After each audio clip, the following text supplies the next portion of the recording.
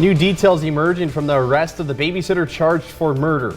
Plus, summer brings increased need for families facing food insecurity with less donations. We'll tell you about one program that's working to counteract those insecurities.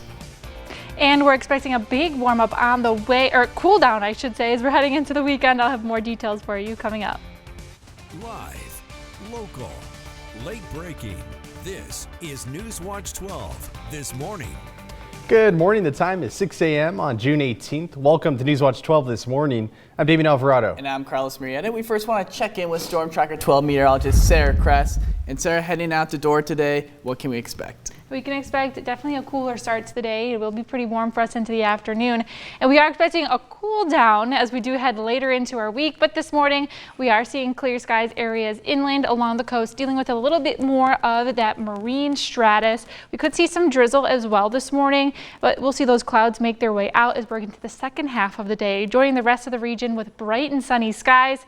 And it'll be a little bit warmer into the afternoon for us. Winds will be picking up as well. They're on the calmer side this morning, a little bit sooner for the coast, but into the afternoon through this evening, it will turn a bit gusty for us areas inland. Highs today will be into the 80s for us. Medford 86, Grants Pass 83. Along the coast, be a bit more mild into the 60s today.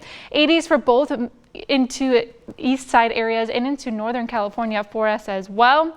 Tonight, we will cool things down, keeping things dry, not too much to expect overnight. But as we work into the next couple of days, changes are going to begin for us, even as we begin into our Friday. We're right down into the 60s for us. Continuing into your Saturday, we're expecting wet weather to return along with this too, and even some higher elevation snow. So I'll have more details for you coming up in your next forecast. Right now, the Mount Shasta Police Department is asking you to be on the lookout for a man who has been reported for assaulting people with a knife near Mount Shasta City Park. Police are searching for 42-year-old Stephen Haff. A Ready Siskiyou alert has been issued, advising residents to be on the lookout for a 6'3" adult male with gray shoulder-length hair. Police say he was seen wearing a green shirt and blue jeans. He is considered armed and dangerous and avoid the area of the park. Call 911 immediately if you see Haff. In an update this morning, the man who's been charged with the death of a 3-year-old has just had his charges updated. Marion Space now faces a 4th charge in his arraignment today. In addition to murder, aggravated assault of a child under the age of 8, and a negligent manslaughter, Spence is also now being charged with sexual penetration with an object. In one day, the family of the 3-year-old has raised just over $8,000 on their GoFundMe page. The family wrote on the page that Spence was seen as an uncle figure to the child. The mother sharing this heartbreaking photo, saying that being able to put her child to rest will bring her and their family some peace. Now, NewsWatch 12's Brinkley Hill will be at today's arraignment to bring you the latest on Marion Spence's charges and how he pleads, so be sure to tune in for NewsWatch 12 at 4, 5, and 6 later today. This morning, utility bills are about to get more expensive for those living in Ashland starting July 1st. The city is increasing several monthly service fees to help fund public safety, wildfire prevention, and park maintenance. The public safety fee will jump from $1.50 to $5. The wildfire mitigation fee will increase from $3 to $7. And a new parks fee is being added to help support the city's park system. The city is aiming at addressing rising costs and maintaining essential services, but residents can expect a noticeable difference on monthly bills. The Oregon Shakespeare Festival's executive director is stepping down after 7 months in the role.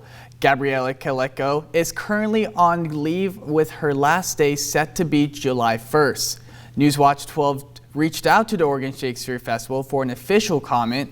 OSF said they wish her all the best in her future endeavors. The festival board of directors is set to share the plan for the interim transition in the coming days. And as we head into the second year of the EBT program, groups are saying that it's becoming a vital source of food in the community. And Damien, I know that, I'm sorry, go for it. NewsWatch 12's Rocky Walker took a look into the program and those it would affect. Grabbing a snack or a meal. It's normal in schools, but once school is out, families have to cover those food costs. With many of them in Oregon already being food insecure, covering the cost of those meals could put them deeper into food insecurity.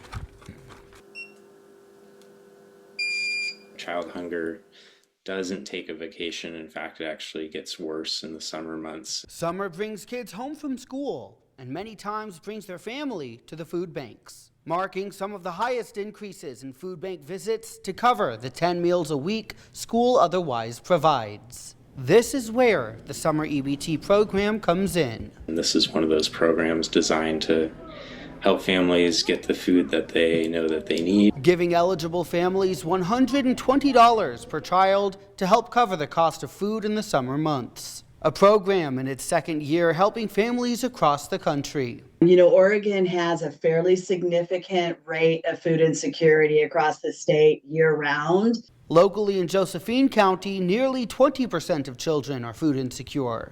In Jackson County, that number is 17%. As for free school-provided meals, 79 and 78% of the schools in these two counties automatically provide free meals due to the area's income level. That's compared to the state's 57% average. These students automatically qualify for these funds. In rural communities, often schools are sort of a hub and a lifeline in those free school meal programs. To see if you qualify, you can head to our website. I'm Rocky Walker reporting. And we're tracking new progress on the Haven fire burning in Siskiyou County. Containment is improving, but fire crews are still on alert. The fire is now 80% contained, and crews remain on scene focusing on suppression repair and reinforcing containment lines. CAL FIRE says the fire was sparked by a welding or cutting torch, highlighting the importance of following strict fire safety protocols, especially during dry conditions. Rogue Valley crews are now on the front lines of a growing wildfire in Jefferson County. A local task force was deployed to help fight the Alder Springs fire. Firefighters from Medford Fire, Grants Pass Fire, Ashland Fire and Rescue, and many more are assisting with suppression efforts. The Alder Springs fire has burned 2,131 acres and is still 0% contained, with 8 evacuation orders in place. Officials say local stations remain fully staffed to protect the Rogue Valley while crews are deployed. We've reached out for an update on our crews, and we will share more as soon as we hear back. The Oregon State Fire Marshal just announced the completion of its statewide delivery of 76 new fire engines, with the last stop in Klamath County. Klamath County Fire District 1 and Keno Fire Department received the final Type 3 engines through the state's Response Ready Oregon program. The program provided new engines, tenders, and equipment to 76 agencies across Oregon. These new engines aim to keep wildfires small and prevent them from reaching communities. A new Oregon House bill is all about the state animal, the American beaver. Once near extinction, is now the center of a major conservation effort.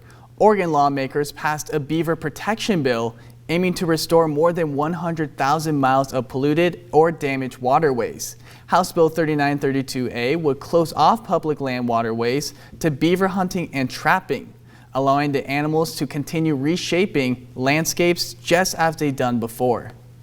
What happens with our waterways, they collapse into these narrow ditches, but that was never the case when beavers were fully in control of water. We spend billions on many of the things beavers do for free, and you can watch those things just increase under stewardship of beaver. Experts say beaver dams slow water, reduce nutrient pollution, recharge groundwater, and create habitats for fish, birds, and other wildlife. From a cost perspective, advocates say beavers do the job for a fraction of the price. The bill now heads to Governor Tina Kotek's desk for her signature. And take a look at this. Tribal youth kayakers took a ceremonial paddle in the headwaters of the Wood River. The kayakers began their expedition down the Klamath River for over 300 miles to the mouth of the river at Rickia, California. This is the first descent of the free-flowing Klamath River. A flotilla will be held on July 11th with tribal leaders, family members, and river activists to celebrate the completion of their historic month-long journey. The Josephine Community Library has announced a new Bearfest bear called Berry Tales. Berry Tales features 2 baby bears reading, which is meant to symbolize the joy of story time and literacy. The event is set for today at 12:30 p.m. at the Grants Pass Library, and it will include a ribbon cutting ceremony. The community is invited to join this event to celebrate the new addition to the library grounds. The first annual Feel Good Fair is taking place at the Village in Medford. The fair will feature balloon artists, local vendors, puppy adoptions, and other family-friendly activities. The event will take place later tonight from 5 to 7 p.m. Admission is free for everyone. And it might be hard to believe, but the first day of summer is starting on our Friday. Temperatures should be feeling like they're in the 80s for us, but we're dropping way down into the 60s, and it'll be even cooler for us into our Saturday, but even into the Klamath Basin, expecting a 20-degree temperature difference from your Thursday to your Friday, tracking the possibility for showers, stronger wind gusts as well, and even some thunderstorms. So as we work our way into next week, we'll be on a roller coaster with these temperatures. It's not expected to last long. They'll rebound nicely as we're heading into our work week. But I'll have more details on your next days ahead and a closer look at this system to end out our week coming up in about 7 minutes.